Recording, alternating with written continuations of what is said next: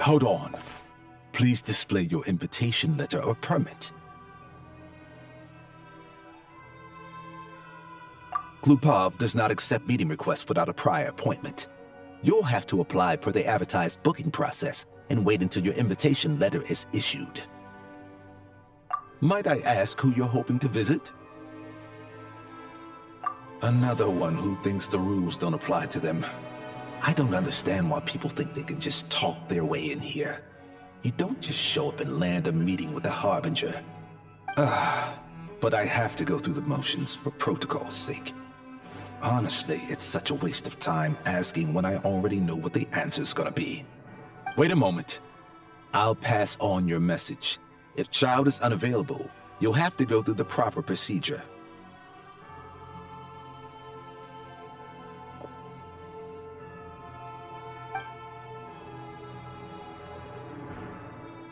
Lord Child is a busy man.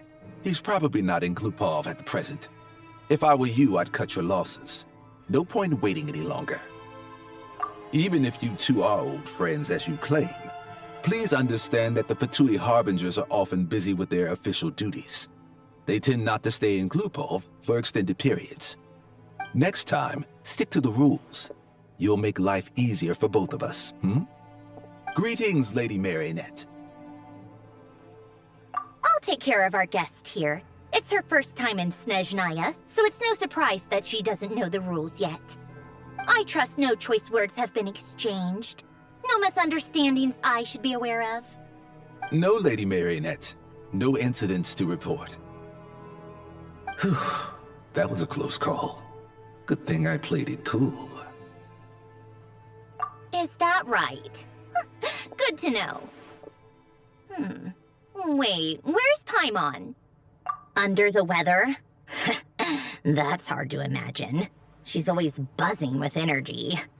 I take it she's still adapting to the climate. Happens to a lot of... All right, then. Well, let me know if you run into any other problems. Why else? I was just about to sit down for some much-needed tea time when I heard that an old friend of Tartaglia's had shown up outside. No appointment, nothing. And, as obnoxious as it may be to show up uninvited at Glupov, I couldn't help but take pity on the poor soul who was waiting outside in vain. So I had no choice but to abandon my freshly brewed piping hot tea and come to see this mystery guest for myself. Well, I felt our time working together in Nodcry warranted some courtesy. I couldn't exactly let you freeze to death out here in the wind. Unfortunately, I can't invite you inside either. The rules of Glupov wouldn't allow it, and as a Harbinger, I have to lead by example. On the plus side, Snezhnograd actually has some class, unlike Nasha Town. Torchlight Books has a very nice selection of teas and cakes, so we can catch up there. Your treat, of course. Because I already wasted one perfectly good cup of tea today. That's why.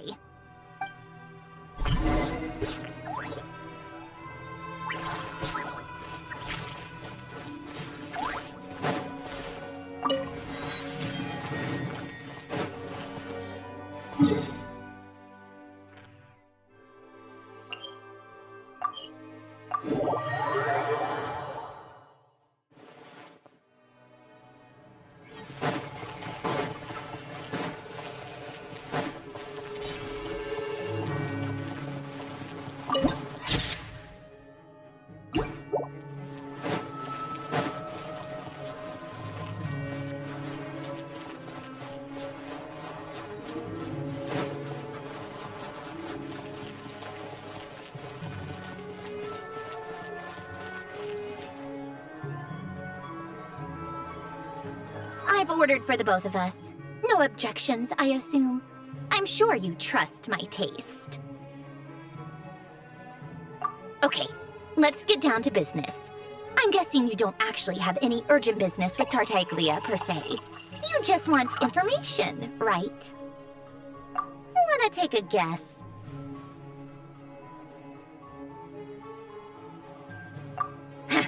Of course you'd say that. You shouldn't underestimate Counselor Tartaglia, you know. That's right. I'm sure you've heard of the Snezhnograd Vecha by now. Well, he's busy preparing some paperwork for their next meeting. They'll be discussing yet another extension to Project Stuja. It's basically all anyone cares about in the Vecha these days. Yeah, he's more of the shoot first, ask questions later sort, isn't he? It all started with a very detailed letter that Capitano left for the jester, Piero, before leaving for Natlan. In that letter, he detailed the future arrangements for his subordinates. All of his key people were reassigned to Tartaglia. I guess he'd already prepared to leave us for good all the way back then. But Piero didn't reveal the contents of the letter until the events in Natlan had concluded. That was his reaction, too. Why me? With a bewildered look on his face. He'd always assumed Capitano looked down on him. He was a man who kept his thoughts to himself and barely spoke to him the whole time they'd known each other. But he occasionally brought Tartaglia along to my tea parties back in the day. So to the rest of us, it was clear that Capitano had quite a lot of respect for his young comrade. By the rest of us, I mean my tea party regulars. Arlecchino, Rosaline, and... actually, not Columbina. She was probably oblivious to it. Anyway, then the Liues situation happened. Normally, it took a lot to get under Capitano's skin, but that time he was furious. It's not really my place to talk about it, though. You can ask Tartaglia about it sometime. Basically, Tartaglia probably had the wrong idea about Capitano all along, right up until Piero revealed the letter he'd left behind.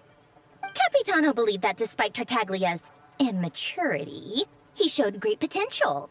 Plus, he possessed a kind of purity rarely seen among members of the Fatui. Yeah, it's one of the few things that I'd agree those two have in common. But there's one other reason why Capitano chose Tartaglia to assume command of his troops. He knew that after he was gone, several of the others would swoop in on his army like vultures. With the ones who stood to benefit the most being the rooster Pulcinella and Regrator Pantalone. Once they divided Capitano's troops between them, they'd be more powerful than ever. No one would be able to stop them. So, you can see why Capitano chose to hand that letter to Piero, right? Exactly. Piero also needed to back a harbinger as soon as possible. And, all things considered, Tartaglia was the best choice. Even though Tartaglia has had the support of Northland Bank for a long time, he and Pantalone are ultimately not cut from the same cloth. I'd say Capitano made a good judgment call. Anyone else caught in this situation would probably feel like they'd been hung out to dry.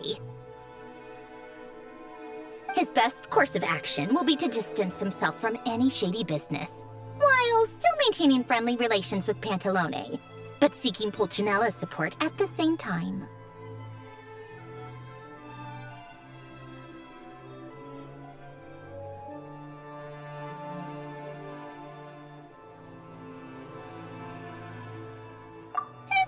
What's the point in having a tea party if you don't spill a little tea?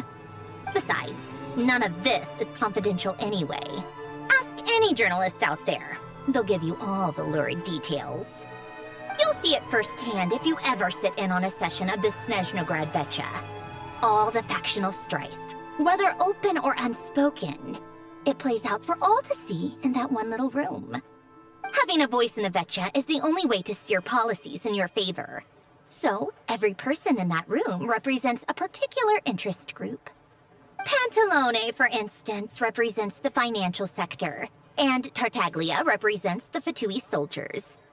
Personally, I have no interest in political jousting, but But since I have a number of engineers and researchers under my command, I have to make their voices heard. Then there's Pulcinella, the linchpin of the Vecha. He represents politics itself. Everything involves him, so nothing can bypass him.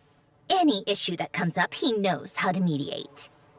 That's what the Tsaritsa values most about him. I'm starting to see why everyone is so frustrated with the way things are, but also powerless to change it. A complex web of interests connects all parties involved, and the Tsaritsa sitting at the top adds another layer of complexity. It must be nearly impossible to come up with a perfect solution. All right, I'm done carrying this conversation. Time for you to answer a question of mine. You must have known that you can get the info you needed from me. So why was Tartaglia the first person you asked to see and not me? I just don't understand, that's all. Anyway, do I really need a reason? Wait. Oh, I think I know what it is. Columbina passed on my message to you before you left Notcry, right? I only meant you should be mindful of which side you're on. Is that actually why you didn't ask for me? Because you took that to heart? Fair enough. It's not your fault. I blame all these politicians I've been hanging around with lately. Always beating about the bush when they talk. I guess it must have rubbed off on me. Anyway, just ask for my help next time, okay? Little things like this are no problem. Lady Marionette. What now? Can't you see I'm on my break? Whatever it is, just leave it on my desk. I'll look at it later. Sorry to disturb you during your break, ma'am, but I'm afraid it's an emergency. Isn't it always? I've told you before, fixing the tracks and transporting ice blocks does not constitute an emergency. The equipment in Svietlo-Lidovka is in urgent need of maintenance. With how the weather's been recently, we suspect that the cause is a buildup of snow, exceeding the maximum weight limit. The supports on one of the machines broke and fell, awakening a dormant beast and leaving many of the ice miners trapped in a nearby ice cave. Luckily, Odette's team was nearby and launched a rescue operation, but we're still facing a severe manpower shortage for both the rescue and engineering teams. I guess that's it then. Our tea party will have to end here. I'm the only engineer you'll need. Do you actually want to come with, or are you just saying that?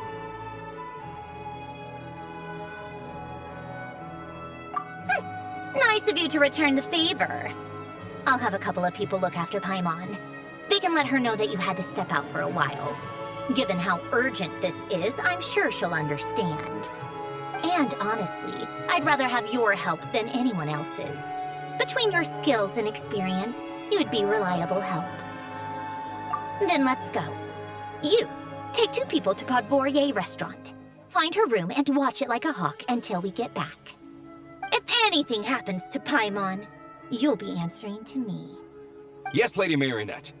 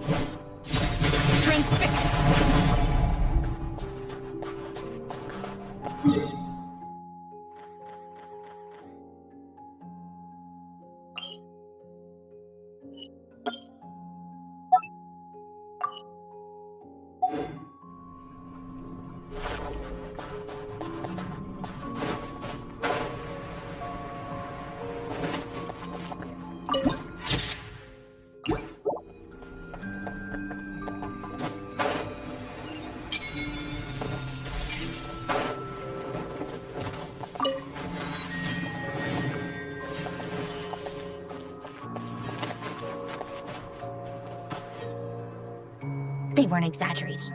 This is really dangerous. It's a good thing only one of them broke. From what I've been told, most of the trapped miners are over in that direction. Yeah, you do that while I check the rest of the equipment. I'll evacuate the people around here as I go. Meet me back here as soon as you're done.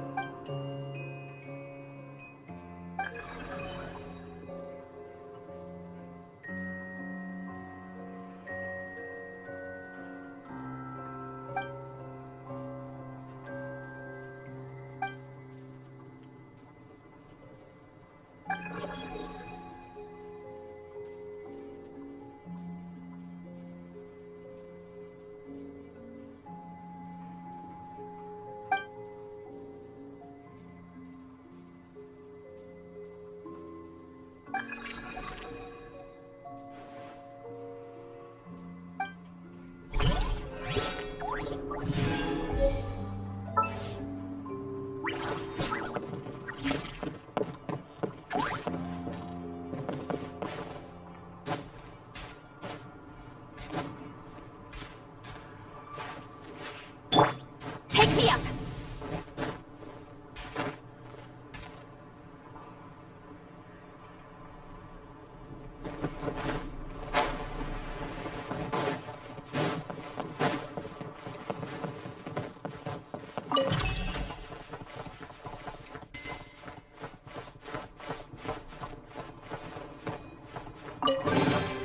Is it too much to carry?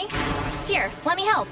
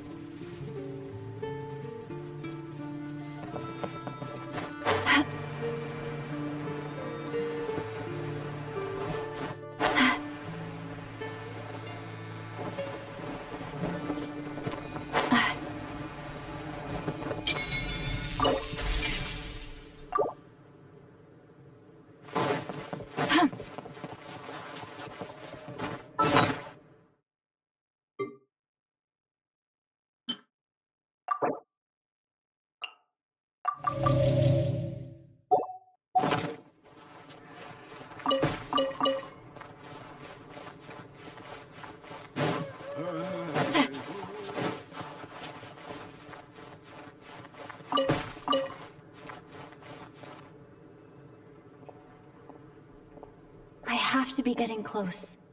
Don't go any further.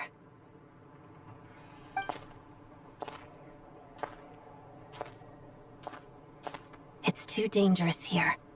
There's a highly aggressive monster on the prowl. You need to leave, now. Ah, I see. You're the backup from Snezhnegrad. Well, I'm Odette. Good to meet you. Ah, so this is Odette. She was the first member of the Fatui on the scene. There are 5 people trapped in the cave.